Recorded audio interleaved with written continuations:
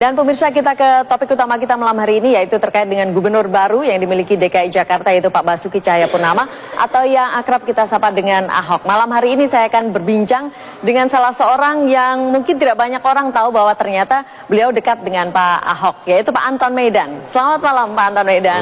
Apa kabar? Waalaikumsalam. Terima kasih sudah bersama kami. Silakan Pak Anton. Nanti kita berbincang lebih lanjut. Anda nampaknya sudah cukup lama kenal dengan Pak Ahok begitu ya? Kita sambil duduk, Pak Anton. Ya, cukup lama. Sejak tahun berapa nih Pak Anton mengenal sosok seorang Pak Ahok ini? Saya awalnya saya kenal dia itu ada sebab juga.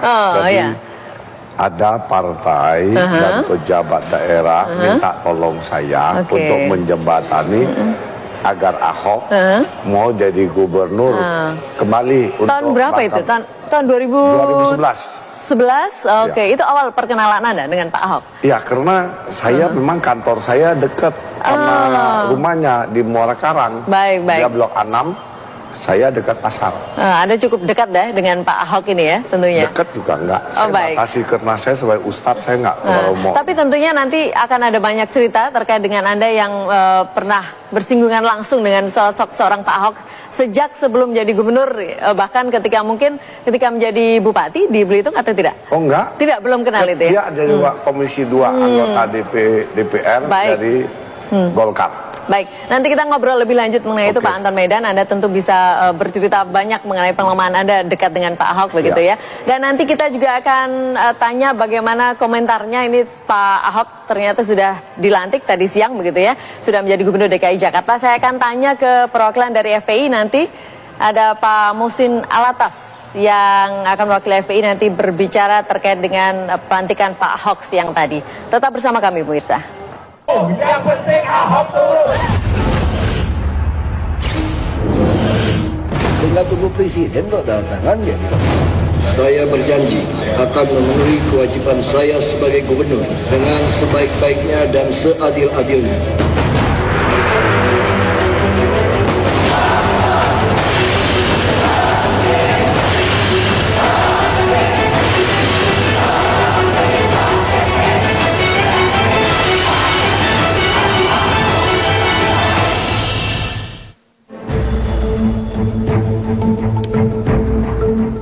Di tengah pro kontra masyarakat, Basuki Cahayapurnama atau Ahok akhirnya resmi menjadi Gubernur DKI Jakarta.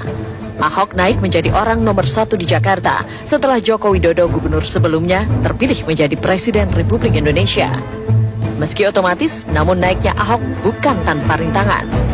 Partai Gerindra yang semula menjadi penyokongnya saat ia maju dalam Pilkada DKI, kini justru menjadi pihak yang paling berkeberatan dengan pelantikannya.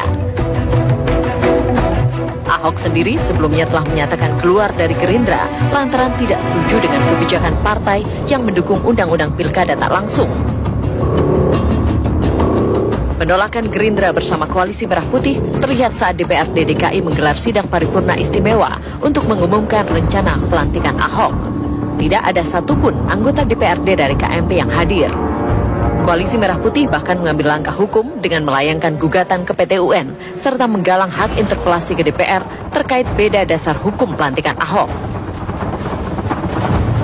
Selain dari DPRD, penolakan terhadap Ahok juga keras disuarakan oleh sejumlah elemen masyarakat ibu kota seperti FPI. Alasannya beragam, dari mulai soal agama dan suku hingga karakter Ahok yang meledak-ledak. Namun, berbagai penolakan itu tidak mampu membatalkan keputusan Presiden Joko Widodo untuk melantik Ahok menjadi Gubernur DKI Jakarta.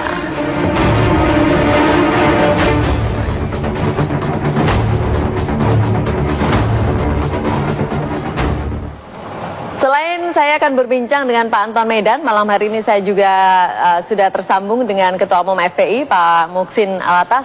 Assalamualaikum, selamat malam Pak Muhsin. Waalaikumsalam warahmatullahi wabarakatuh. Baik, Pak Muhsin, saya tentunya langsung nih akan menanyakan kepada Anda, FPI ini kan termasuk salah satu ormas yang cukup keras menyuarakan penolakan terhadap Pak Basuki Cahayapurnama sebagai gubernur begitu. Dan akhirnya memang hari ini sudah dilantik Pak Muhsin. Bagaimana komentar dari FPI? Ya, kami hanya komentar ini menunjukkan terjadi arogansi kekuasaan, di mana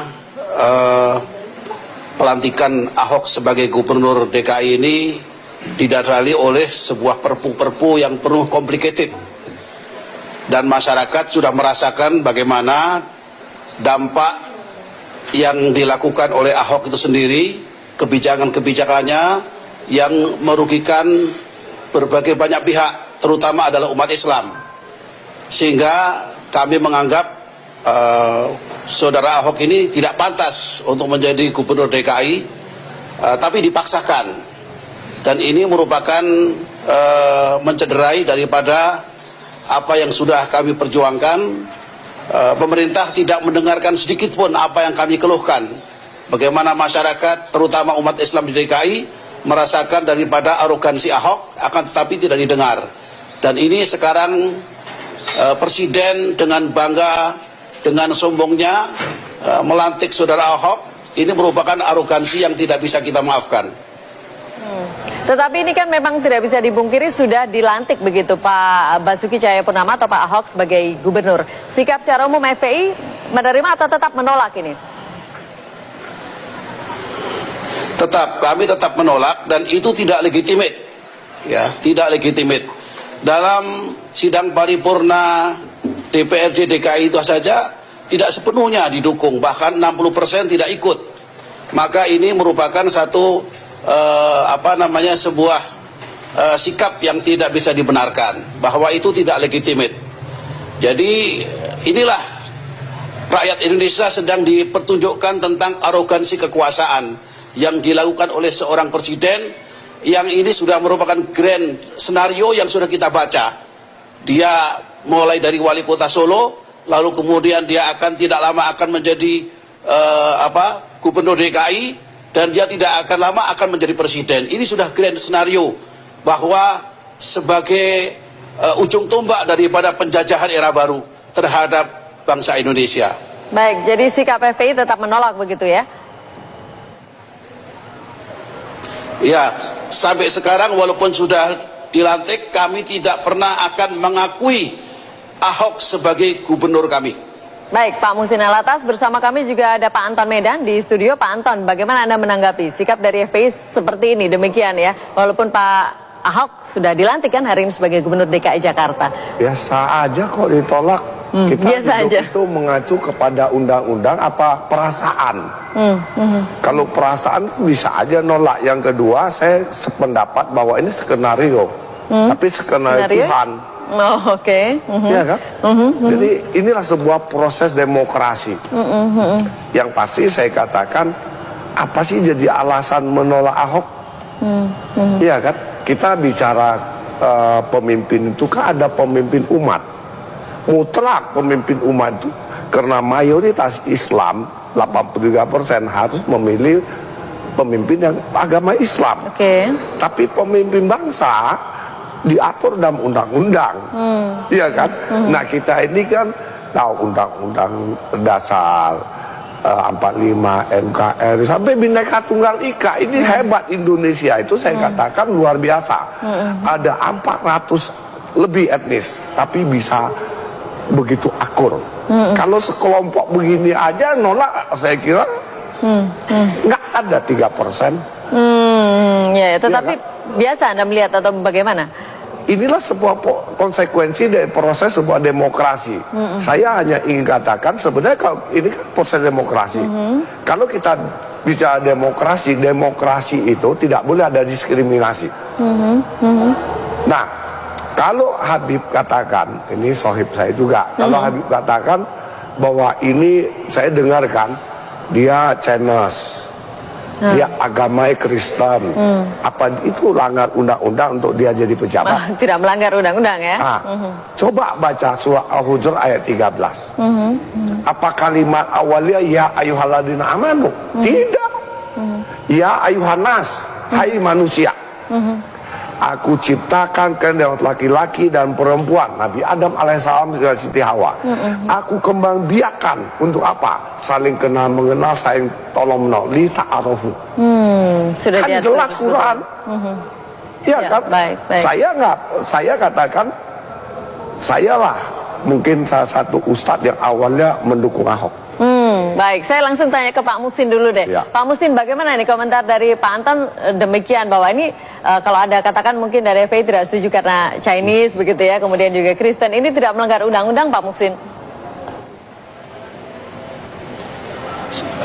Saya kira ini bukan pada tempatnya Saudara Anton Medan bicara masalah agama, masalah tafsir syariat, itu bukan domain dia. Baik. Karena dia bukan ulama.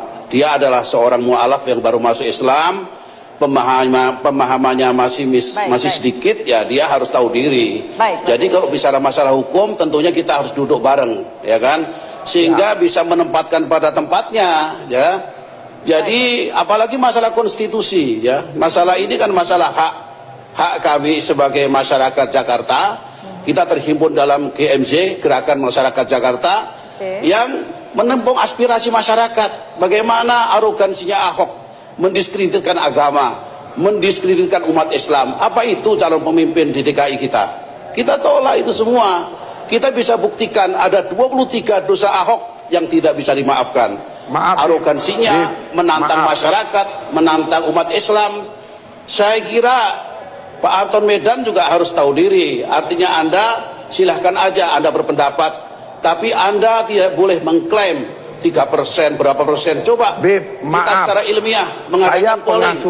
Se-Indonesia umat Islam banyak enggak kira-kira yang menolak Ahok? Anda tidak bisa menyimpulkan. Baik. Anda bukan peneliti. Jadi gini. Baik, tunggu Pak Anton. Pak Muhsin, ini kan Anda katakan bahwa GMJ begitu ya. Saya jadi ingat bahwa FPI juga masuk dalam GMJ ini. Kita tahu bahwa beberapa waktu yang lalu juga melakukan gugatan atau aksi protes begitu kan. Kemudian selanjutnya nanti, ini kan Pak Ahok sudah dilantik. Apakah ada kemudian yang akan dilakukan GMJ dalam hal ini FPI juga di dalamnya? Aksi-aksi selanjutnya akan dilakukan seperti apa? Kami tetap akan menempuh jalur konstitusi, bahwa kami sebagai masyarakat Jakarta itu mempunyai perwakilan DPRD DKI yang mereka notabene-nya adalah 60% yang tidak mendukung Ahok. Mereka punya hak interpelasi, punya hak angket. Itu yang akan kita sampaikan untuk penolakan Ahok tersebut. Dan kami terus akan berjuang sampai titik darah penghabisan. Baik Pak Muhsin. Pak Anton silakan, ada yang ingin Anda Saya katakan bahwa kan dimulai dari mengatakan Ahok Cina, iblis, Ahok Kristen. Jangan dikaitkan ke sini. Saya sangat sependapat bahwa tempuhlah sesuai konstitusi yang ada. Saya ingin katakan, Bib, saya punya pesantren, saya 14 tahun belajar Islam. Tidak ada jaminan bahwa seseorang itu dari kecil Islam udah pasti dia lebih baik. Oke, saya dan ini tidak jadi baik, Pak Anton. kita nggak bicara ini ya, pada kita tempatnya. tidak kaitkan itu ya. Jadi saya katakan, saya setuju, Bib, tempuh konstitusi yang ada, tapi jangan sampai ada diskriminasi, jangan ada caci maki. Sekarang Ahok sudah dilantik. Niat kita sebagai tokoh agama apa? Membangun negeri ini bersama menjadi negeri baldatun toibatun warubun ghafur. Itu. Baik, tempuh jalur hukum yang ada begitu ya. Saya dukung. Ya, Islam, mencaci maki Islam. Baik. Pak Muhsin, nanti kita lanjutkan. Juga Pak Anton, nanti kita masih akan berbincang mengenai hal ini. Tetap bersama kami pemirsa di Apa Kabar Indonesia Malam. Baik, saya kembali akan ke Pak Muhsin Alatas, selaku perwakilan dari FPI. Pak Muhsin, tadi Anda katakan tetap akan menempuh jalur hukum begitu. Kemarin yang sudah masuk ke Polda Metro Jaya itu gugatannya seperti apa saja atau protesnya seperti apa sih? Jadi yang kami laporkan di Polda Metro Jaya itu kaitan dengan pernyataan Ahok yang menyinggung daripada gerakan umat Islam DKI Jakarta, yang mereka adalah terhimpun dalam Gerakan Masyarakat Jakarta, di mana ketika kita tanggal 10 November kita aksi damai datang ke DPRD DKI menyampaikan aspirasi tentang penolakan kami kepada Ahok, tentunya dengan dasar-dasar hukum, fakta dan data yang sudah ada, pelanggaran-pelanggaran Ahok dan lain sebagainya. Maka Ahok mengatakan kami semua para ulama dan habaib adalah preman. Ini tidak pantas diucapkan oleh seorang Ahok. Lah sekarang kalau ulama-ulama habaib itu sudah dikatakan preman, lah dia ini apa? Ahok. yang kerjaannya menantang masyarakatnya, mengajak duel, lalu kemudian melecehkan umat Islam, melecehkan agama Islam, melecehkan kitab suci. Dia bukan hanya preman, dia adalah sesuatu yang lebih daripada preman. Ini yang tidak pantas. Oleh karena itu, maka kami laporkan kepada kepolisian, kepada Kapolda, agar supaya Ahok itu dimeja hijaukan. Baik, terima kasih Pak Muhsin Alatas sudah bersama kami malam hari ini di Apa Kabar Indonesia Malam. Terima kasih, selamat malam, wassalamualaikum. Saya kembali ke Pak Anton Medan. Pak Anton, tadi Anda katakan Anda cukup dekat begitu ya, tadi sejak tahun 2011 sudah mengenal Pak Basuki Cahayapurnama ini, dan kemudian sekarang tentunya juga sangat mendukung ya sebagai Gubernur DKI Jakarta begitu. Betul. Anda melihat ini Pak Ahok ini akan menjadi sosok pemimpin seperti apa nanti ke depannya? Harapan seperti apa? Ya, sohib saya garis bawa, preman belum tentu penjahat. Penjahat udah pasti preman. Anda tahu betul itu ya? Ya, itu domain saya. Jadi saya kenal Ahok itu, jangan ke Ahok, saya seluruh provinsi Indonesia, saya sering ketemu Ustadz Tionghoa. Tapi saya baru ketemu sosok satu Ahok itu luar biasa. Luar biasa. Pertama, nasionalismenya luar biasa. Kedua, dia paham konstitusi. Yang ketiga, dia itu orangnya punya karakter. Saya baru ketemu. Saya waktu itu sebelum dia calon, dia independen. Saya kan ada partai Islam lah. Ya PKS lah minta tolong saya menjembatani supaya Ahok mau jadi gubernur Bangka Belitung yang kedua kali. Intinya dia katakan kalau saya Kuanton dari anggota DPRD, bupati, saya pernah calon gubernur 2 jam lagi hitung suara lampu mati. Saya pun nggak mau ribut. Udah saya calon lagi dari Golkar masuk Komisi 2. Kalau saya Kuanton minta. Ini yang akan mencalonkan jadi gubernur waktu itu ya? Belum, saya cerita kemudian dulu. Gagal ya? Kalau saya pulang ke Bangka, saya jangan mundur. Terus maunya gimana Ahok? Saya mau calon gubernur. Saya yakin kalau Ko Anton mau dukung, saya akan jalan. Saya tanya, Ahok, pertama saya katakan pemimpin di Jakarta, Kapolri itu semua Jawa. Kapolda cuma satu yang bukan Jawa, Ritonga. Lu Tionghoa, agama lu Kristen. Lu mau calon gubernur mikir mata nggak? Kalau lu siap nggak apa-apa, lu jadi member. Komentarnya seperti Siap, apa waktu itu? katanya. Siap begitu. Saya bilang ini politik, bukan politik itu angka sosial, bukan matematika. Oke. Saya siap, oke. Saya tanya, kamu punya uang berapa? 7,5 miliar. Oke. Lalu calon wakil gubernur siapa? Saya ambil dari birokrat. Oke. Saya bilang gini, Ahok, lu maju. Apa yang saya lakukan? Disitulah mulai independen. Oke. Nah, saya kumpulkan kurang lebih 18 kali di restoran. Baik dari Tionghoa maupun pribumi, 1 sen Ahok keluar uang pun enggak. Tidak keluar uang? Enggak ada. Ini seru ya. Nanti kita lanjutkan nanti Pak Anton Medan ya di segmen berikutnya, tetap bersama kami. Baik Pak Anton, tadi kalau dari yang Anda ceritakan, Anda betul-betul dan bersama teman-teman mengawal betul hingga Pak Ahok ini akhirnya menjadi gubernur juga di Jakarta begitu kan ya? Iya, jadi saya pendobraknya mereka ketemu sampai kurang lebih 18 kali pertemuan Ahok dengan masa Tionghoa, pribumi, Cipuli, Tanah Abang. Dukungannya banyak sekali. Dukung. Ahok nggak keluar 1 sen pun. Karena semua biaya dari rekan-rekan ini yang ya? tamu-tamu itu. Oke. Nah, jadi di situ saya melihat masalah simpatis. Kalau lu nggak suka sama ada dialog, lu nggak suka ngomong. Apa kekurangan gua? Tapi lu nggak pilih pun nggak jadi masalah. Gua ini mau bangun Jakarta. Nah ini mengenai hal ini nih kembali ke karakter Pak Ahok yang banyak orang yang mungkin agak seperti tidak setuju begitu dengan cara berbicaranya Pak Ahok yang memang tegas, ceplas-ceplos begitu. Jadi kan? gini, Anda betul-betul mengenal Islam kan? itu sistem itu Madinah, sholat, zakat, puasa, haji. Periode Mekah 12 tahun 7 bulan dia tanamkan tauhid, akhlak dan karakter. Ahok bukan Islam, tapi dia keyakinan dengan Tuhan Yesus Kristus kuat. Dia kenal sama istrinya Veronica kan di gereja. Yang kedua akhlak dia Ketiga, dia punya karakter. Ahok itu nggak bisa didikter. Bukan berarti dia itu otoriter, keras, enggak. Ahok itu hanya kita mau diskusi. Iya. Dia bisa terima. Dia Bapak nggak ada orang. Memang cara ngomongnya seperti itu begitu kan ya seorang Ahok ya. Nah, kita butuh orang munafik atau memang perlu orang punya karakter. Oke, baik. Kalau saya hadapi 5 orang, tulus, enak. Kalau Ya. saya hadapi 1 orang, mukanya 5, bingung saya. Ada foto seperti kedekatan dengan Pak Ahok ya? Sebelum jadi wakil gubernur. Mungkin bisa dilihat ya. Ini Ya. salah satu contoh kedekatan Pak Anton Medan juga dengan Pak Ahok begitu ya, tahun 2011 ya, Ya. Pak Anton. Saya sampai sekarang juga dekat, cuma Iya, saya masih kalau saya nggak pernah wallahi nggak pernah nerima apa-apa, dan dia nggak kasih, saya nggak pernah minta. Saya kalau ke sana cuman makan selesai Hok Ya, jalan dulu. betul pertemanan yang tulus begitu ya. Iya. Baik. Terakhir ini Pak Anton Medan, apa harapan Anda ke depan ini untuk seorang Pak Ahok begitu sebagai Gubernur DKI Jakarta Iya, yang baru? Indonesia, Jakarta barometer.